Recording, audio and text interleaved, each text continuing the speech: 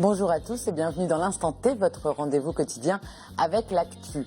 Vous en avez sûrement entendu parler, mais vous n'avez peut-être pas tout compris. Les mutuelles de santé sont désormais obligatoires en entreprise. Alors, ça veut dire quoi et c'est obligatoire pour qui? On vous explique cela avec notre invitée, Valérie Boulch. Bonjour. Bonjour.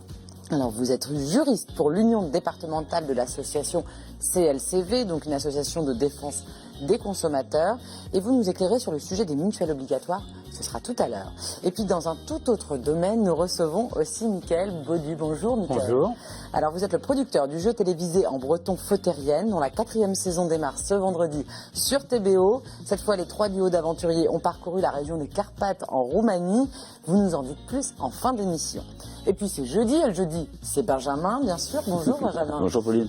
Alors, Benjamin, ça va être votre première chronique de l'année. Bonne année. Ouais, bonne année, c'est ça, c'est ma première chronique. Alors, je vais la faire pleine de bons sentiments. On a hâte de voir ça. Ce sera tout à l'heure dans l'Instant Web. Et puis, vous retrouvez aussi aujourd'hui, bien sûr, la brève de Sébastien Chambre. Mais tout de suite, on démarre par un point sur l'actualité de ce jeudi 7 janvier. À l'heure des cérémonies de vœux, certaines communes ont décidé de ne pas organiser de réception. C'est le cas du Relais de Quéruon et de Douarnenez, par exemple. Des choix volontaires ou contraints face à la diminution des dotations de l'État. Les explications avec Frédéric Lorenzon. Pour les traditionnels vœux de nouvelle année, c'était plutôt ça. Et voici la version 2016. À l'heure des vœux, beaucoup de communes se serrent la ceinture. 2016, j'avais annoncé fin 2015 que par souci d'économie, et puis pour montrer l'exemple, que la ville d'Ur-la-Quéruon allait supprimer les vœux. Cette coquette somme de 5 000 et quelques euros, nous avons considéré plus important de la mettre ailleurs. Et ailleurs, c'est souvent pour combler le déficit. Pour beaucoup de communes, la rédaction des budgets 2016, c'est le casse-tête.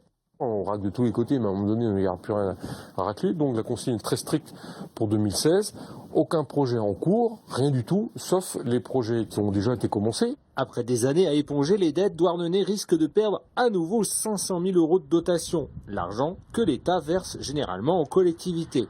Comme 4 autres communes finistériennes, Douarnenez risque de perdre la DSU, dotation de solidarité urbaine, et la DNP, la dotation nationale de péréquation des non-barbares, mais qui se traduisent par un appauvrissement. Donc il y a Concarneau, il y a Pougastel-Daoulas, il y a Crozon et Douarnenez, et c'est la dotation de solidarité urbaine associée à la dotation nationale de péréquation qui va, de façon très vraisemblable, nous être amputée à partir de 2017, soit l'équivalent d'un demi-million d'euros, soit l'équivalent de 10 points d'impôt pour la ville de Douarnenez, donc 500 000 euros sur un budget de 22 millions.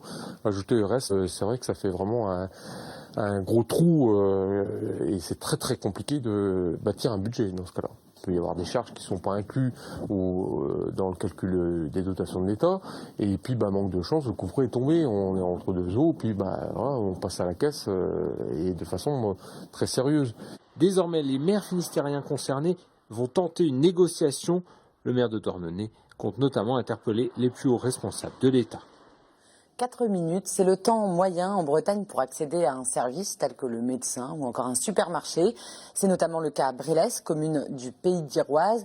Et pourtant, ses habitants connaissent de réelles contraintes pour atteindre les services du quotidien, comme l'a constaté Julie Sicot. Brélès, 883 habitants.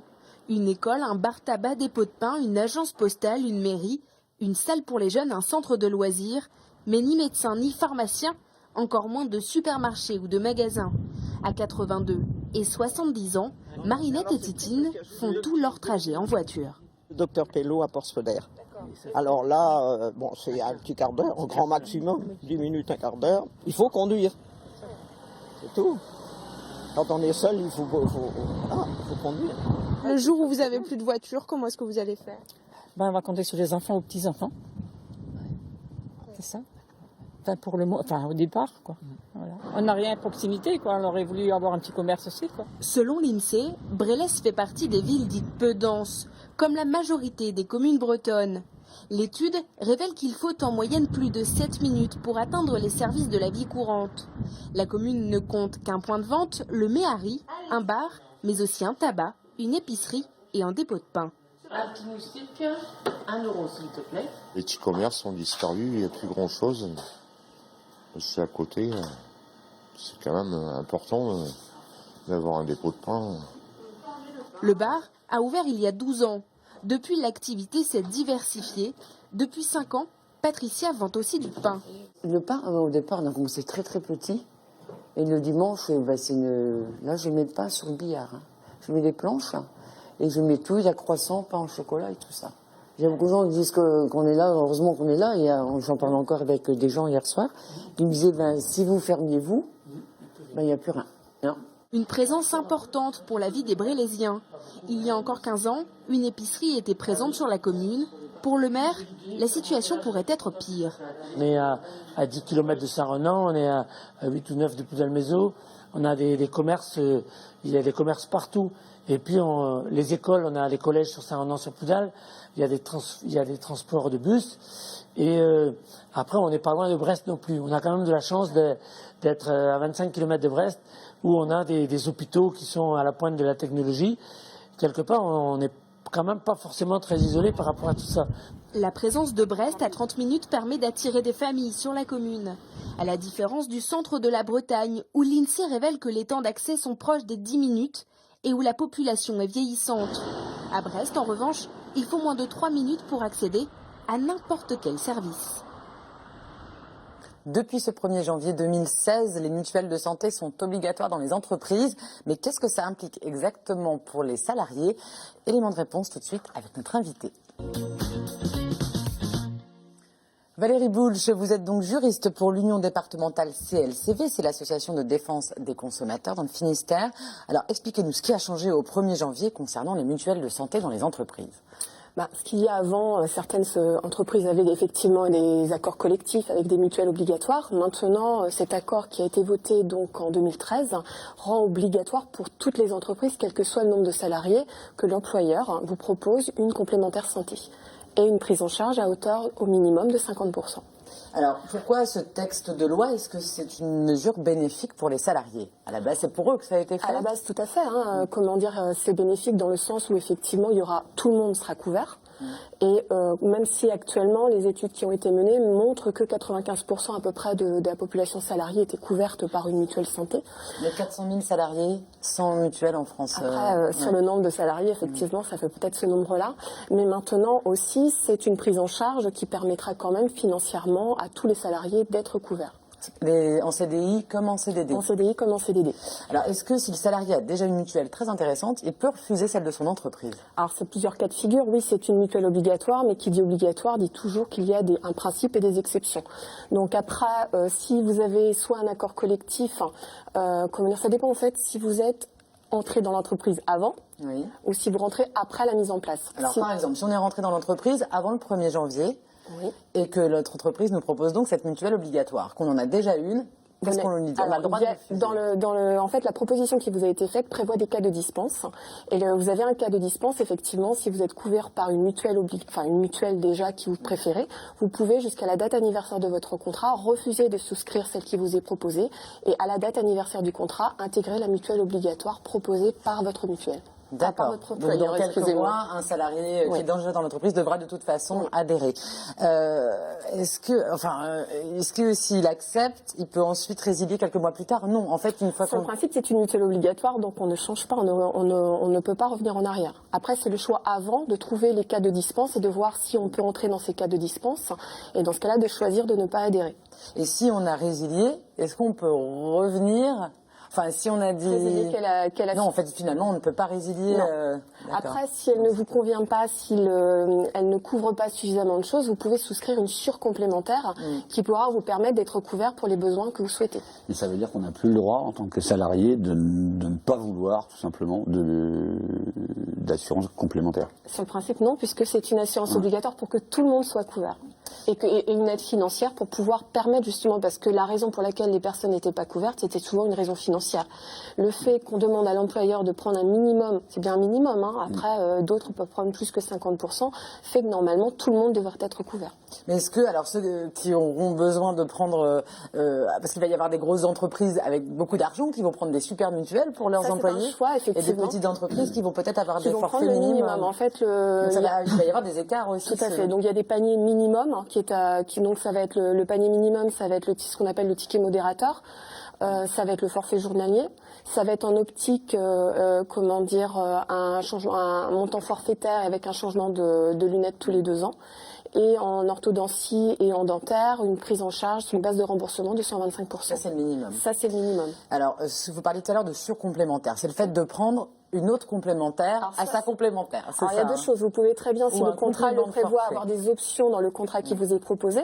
Mais celles-là, les options, vous les paierez à plein pot. Je dirais, ça sera pas pris en charge à 50% par l'employeur. Et la surcomplémentaire, c'est un contrat à part, donc qui sera à votre charge. Donc il y aura encore des disparités entre ceux qui pourront se payer la surcomplémentaire et pas les autres. Alors, est-ce que les mutuelles de santé ont bataillé pour s'imposer auprès des entreprises? Réponse avec François Roland-Piègue. Il est courtier en assurance à Brest et il répond à Frédéric Lorenzo. Très clairement, il y a des compagnies qui ont cassé les prix. C'était une volonté agressive de prise de position commerciale. Je suis pas sûr que ces prix cassés soient pérennes dans le temps, parce que les assureurs sont relativement peu philanthropes, quels que soient les organismes qu'ils représentent. Et donc, je pense qu'ils vont tabler sur le fait d'une, entre guillemets, certaine fainéantise ou, entre guillemets, certaine complexité à modifier après des contrats existants pour, au fur et à mesure, augmenter les tarifs pour qu'ils reviennent à des niveaux normaux. Voilà, alors donc Valérie, on ne pourra plus faire jouer la concurrence entre les mutuelles tous les ans pour revoir les garanties. À quoi il faut faire attention avant de signer pour la mutuelle de son entreprise? Même si est-ce qu'il y a des choses sur lesquelles on peut quand même Il y a toujours c'est très difficile de comparer des mutuelles parce que c'est vrai que les termes sont pas les mêmes, ça dépend aussi des besoins de chacun, donc il faut prendre le temps effectivement de lire peut-être si vous étiez déjà assuré avant, de regarder ce contrat-là, de comparer avec ce qui vous est proposé et effectivement de faire le choix en fonction de votre situation personnelle. Certains vont avoir besoin, s'ils ont des enfants, de soins d'orthodontie, de l'optique. Il faut vraiment prendre le temps de comparer les contrats. Et si on veut résumer, qui est le grand gagnant de cette histoire? C'est le salarié ou c'est les entreprises d'assurance à qui ça fait des nouveaux clients captifs? Pour l'instant, c'est difficile à dire. C'est vrai qu'il faudra un petit peu de temps pour voir si c'est vraiment avantageux. Le principe. Il y a un flou, quand même. Tout à fait, tout à fait. Pour l'instant, c'est vrai que sur le principe, l'idée est belle de proposer à tout le monde et que tout le monde soit en fait couvert par une complémentaire santé. Mais le fait qu'effectivement il y ait un panier minimum et que certains vont prendre cette base-là et que d'autres prennent, des compléments, va faire encore une différence entre les différents salariés. Parce que c'est obligatoire, mais c'est quand même payant. Enfin, de toute façon, ceux qui n'avaient pas de mutuelle vont devoir, enfin, ce sera prélevé de leur salaire obligatoirement. Donc, si un salarié quitte son entreprise, est-ce que son contrat est automatiquement cassé avec sa mutuelle d'entreprise? Il y a une prolongation qui peut être jusqu'au maximum d'1 an, où il pourra bénéficier des mêmes tarifs. Par contre, n'étant plus salarié, il bénéficiera plus des mêmes avantages. Donc, il pourra payer plus cher, mais il peut être couvert pendant 1 an par la complémentaire qui était proposée par l'employeur. Mais il n'y aura plus les 50% de l'entreprise. Donc, il paiera l'impôt, mais cette mutuelle-là. Tout à fait. Là, il pourra aussi, en partant, choisir une autre complémentaire. Merci Valérie. On vous retrouve via le site clcv-finistère.fr. Voilà, avec l'association CLCV de défense des consommateurs. Tout de suite, on passe à la brève de chambre.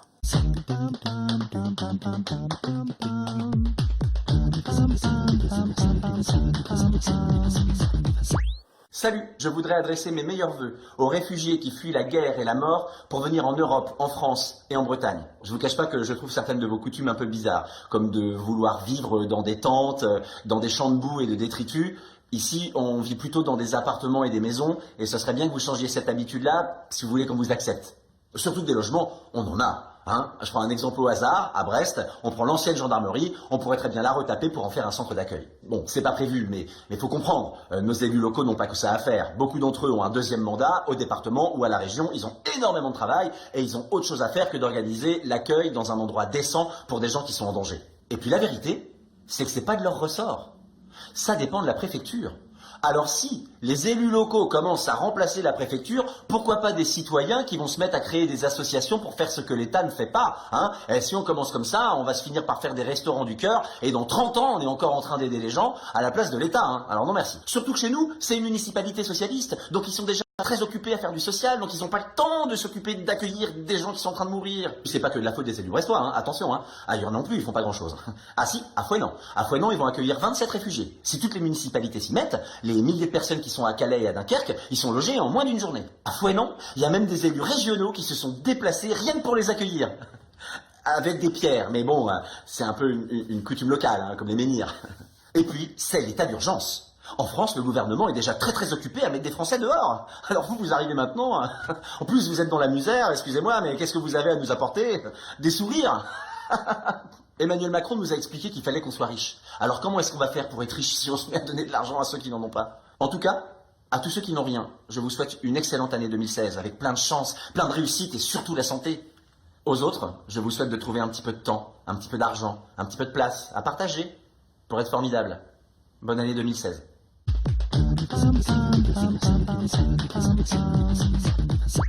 Voilà, et tout de suite, il est temps de retrouver Benjamin Bréon, c'est l'instant web. Ça y est, Benjamin, vous allez enfin nous souhaiter une bonne année? Et oui, enfin, j'attendais l'occasion, et la voilà, non, parce que ça aura échappé à personne depuis quelques jours, et puis pour encore quelques jours, on souhaite la bonne année à tout le monde et à n'importe qui. Je suis sûr que même les croque-morts et les dentistes souhaitent la bonne année à leurs clients. Et puis vous voyez le vieux pénible qui vous souhaite chaque année bon aîné, ou le collègue que vous quittez le 31 au soir et il vous fait à l'année prochaine. Bon, bah sur les réseaux, c'est pareil, mais en multiplié par plein, non, parce que vous avez sans doute lu, ça a été écrit partout, qu'il y avait eu moins de SMS échangés dans la nuit du 31 au 1er janvier. Bah, c'est bien parce qu'ils ont été remplacés par quelque chose, et ce quelque chose, c'est des posts sur Facebook et des tweets. Alors je sais pas si c'est très très très bon signe. J'ai regardé par exemple les tweets avec le mot-clé bonne année, le hashtag bonne année, qui avait dépassé les 500 retweets. Il n'y en a pas beaucoup. Et vous savez qui les a commis? Un footballeur, Disney France, un type de Danse avec les stars, et l'incontournable intellectuel nommé Nabila. Alors bon, elle a fait 2 petites fautes d'orthographe en 140 signes, mais c'est pas le sujet. Le sujet, c'est qu'avec du foot, des niaiseries surmarketées et de la télé-réalité à forte poitrine, c'est vrai qu'il y a de quoi bien la sentir cette année 2016. Bon, heureusement, en Bretagne, le ciel nous a, comme souvent d'ailleurs, donné un autre sujet de conversation, évidemment, ce coup de vent qui a balayé la région le week-end dernier. Ça a d'ailleurs été l'occasion de constater, vous me permettrez de failloter un petit peu, puisque c'est ma première chronique de l'année, que les lecteurs du Télégramme ont toujours autant de talent. On a reçu au journal des rafales et des rafales de photos de la tempête, toutes plus belles les unes que les autres, qu'on a partagées sur notre page Facebook et qui ont été vues en tout quand même plus d'1 million de fois. Oui, pas mal. Pas mal. L'autre sujet qui a occupé les réseaux en ce début d'année, c'est bien sûr les morts de Michel Delpech, de Michel Galabru et sans doute de tas d'autres Michel moins célèbres dont on a moins parlé. Mais les 2 premiers nommés ont suscité des avalanches de tweets et je voudrais d'ailleurs rendre hommage en cet instant précis aux community managers des politiques qui sont chargés de pondre en un temps record des tweets, eux aussi hommage à des artistes dont ils n'ont souvent, au changement de génération aidant, qu'une idée assez floue.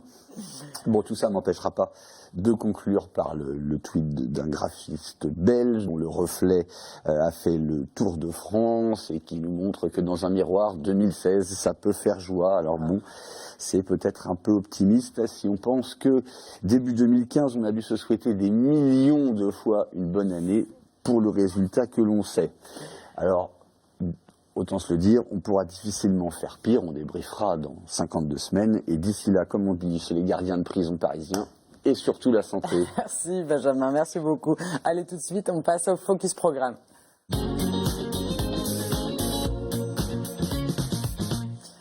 Mickaël Baudu, vous produisez et réalisez pour la 4e année consécutive le jeu télévisé en breton Feuterienne. Alors c'est une aventure incroyable pour les 3 duos de bretons qui devront parcourir 1000 km en 6 jours avec 20 € en poche.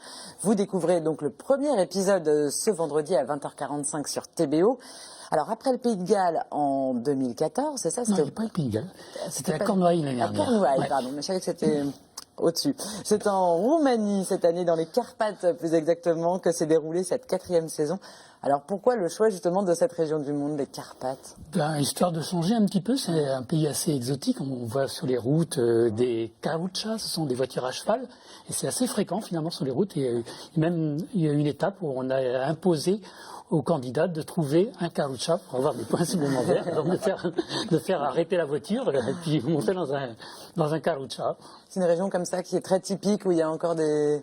C'est une région assez extraordinaire. Il y a notamment la Trans-Agarașan. C'est une route qui avait été construite dans les années 70, au début des années 70, sous le régime de Ceausescu, qui traverse la montagne. Elle a été construite à coups de dynamite.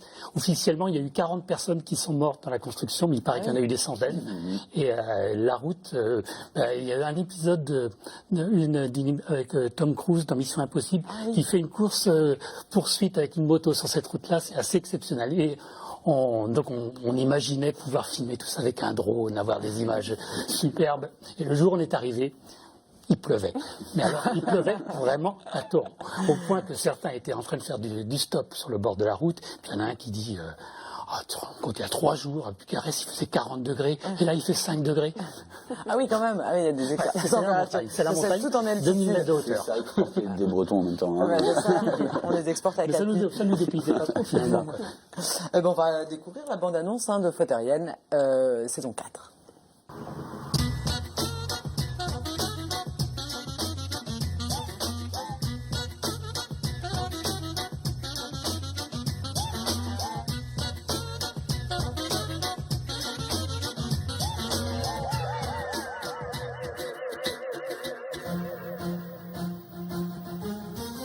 De Stergoviște e crez România e Loroncuit.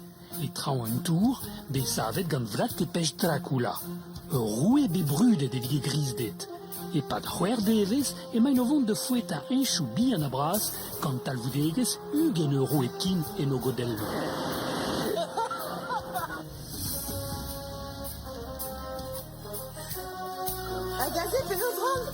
Bennoz e vore deo klas bea a regenta en l'air a rencontre d'Igeloi. En ur dirwestlan kezrin. Deo da rastelat poinchou et di klas goni d'ur VH 1000 penkan euro. Voilà, alors les Carpates, on y apprend que Dracula était un roi. Enfin, moi, j'ai appris ça. Vous le saviez, Benjamin, peut-être. Et non pas le vampire. Non, c'était un roi de Valachie, en fait. Mais qui avait pour la mauvaise habitude, c'est qu'il empalait ses ennemis. Oui, donc il y avait un côté sanguinaire quand même. Donc la tour qu'on a vue tout à l'heure, là, et lorsque les Turcs sont arrivés pour essayer de le trucider, parce qu'ils faisaient quand même la guerre, il est arrivé et il y avait quelque chose comme 2000 Turcs empalés autour de la tour. Et du coup, le sultan, il s'est dit, non, mais il est dingue ce mec, je rentre à la maison. Et donc il y a plein de parties comme ça d'histoires super étonnantes qu'on apprend dès le premier épisode, on est dedans. Quelles étaient les nouvelles difficultés liées à cette région par rapport aux saisons précédentes? C'est l'altitude, vous en parliez tout à l'heure. C'était la montagne, effectivement, parce que là on était vraiment dans la montagne avec des étapes qui étaient assez longues. Et donc, effectivement, c'est pas toujours facile, lorsque nos endroits communs ont perdu, de trouver une voiture, surtout que... on espérait avoir du beau temps, parce qu'il avait fait 5 semaines de beau temps avant qu'on arrive sans une goutte de pluie. Et puis le jour où on est arrivé, le jour où on a commencé à tourner, il a plu. Et ça a duré pendant 6 jours. Et on a tourné pendant 6 jours. Alors justement, comment la population a accueilli les concurrents sur place? On n'a pas l'habitude forcément de voir souvent des jeux télévisés en Roumanie. Non, bien si, ils ont des jeux télévisés aussi. Ils ont des chaînes de télévision aussi. Pas de problème. En fait, la télévision a plutôt mauvaise image en Roumanie. Pourquoi? Et je sais pas, s'il y a des choses comme ça qui... Des fois, les gens... Et donc, du coup, c'était la première fois qu'on a eu autant de problèmes avec les caméras. D'habitude, ça fonctionne plutôt bien. Et là, on a eu des gens qui... C'est arrivé une fois même que la personne les a lâchés sur la route parce qu'il a vu qu'il était filmé. Ah, parce que les gens, de toute façon, ne voient pas forcément dès le début qu'ils sont filmés, les caméras. Ils leur disent, ou en tout cas, vous ne montrez pas. Et puis, il s'est rendu compte que derrière, il y avait une voiture qui suivait, puis qui filmait sa voiture. Et là, il les a lâchés. Ah oui, donc, on a eu un petit peu les concurrents, surtout, ont eu un petit peu de difficulté par rapport à ça. Mais il y a eu des belles rencontres, on va le voir. D'ailleurs, on va regarder un petit extrait. Les gens étaient très sympas. On va regarder un petit extrait avec une jolie rencontre sur le trottoir. Mais lesquels l'air cât podium dispar che le pot quoi. La revedere! Castelul Pelișor, extraordinar! Super! Ia să vedem dacă putem de cineva străin.